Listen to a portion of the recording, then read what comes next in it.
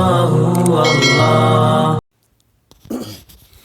بسم اللہ الرحمن الرحیم، نحمدہ ونصلی علی رسولہ الکریم،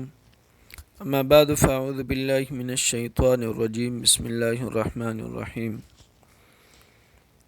نماز کے مسائل کے انسائکلوپیڈیا میں سے آج ہم تکبیر اولیٰ فوت ہونے پر افسوس اس کے بارے میں بات کرنا چاہتے ہیں کہ تکبیر اولیٰ فوت ہو جائے تو اس پر کتنی افسوس کی جائے، اور ہمارے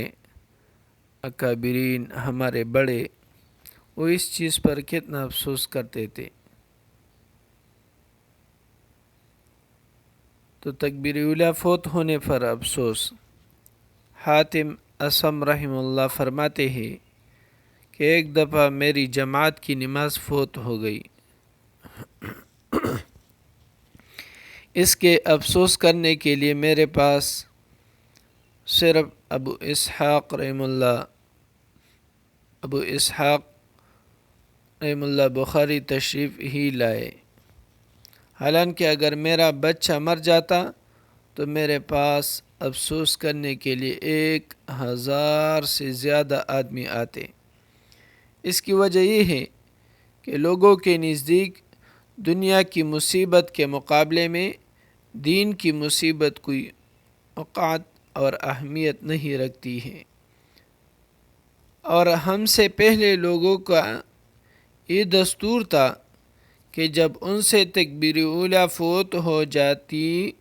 تو اس کے افسوس اور سوگ کے لیے 3 دن تک دوست، احباب اور رشتہ دار آتے تھے، اور اگر جماعت کی نماز فوت ہو جاتی تو 7 روز تک سوگ اور غم منایا کرتے تھے۔ تو میرے بھائیو دوستو، ہم اپنے آپ پر بھی سوچیں اور اپنے بڑوں کی طرف بھی غور و فکر کریں کہ اس کی تکبیر اولیٰ کی یہ حالت تھی کہ اس پر اتنا افسوس کرتا تھا، اور ہم سے پوری کی پوری نماز فوت ہو جاتی ہے، ہمیں پرواہ ہی نہیں۔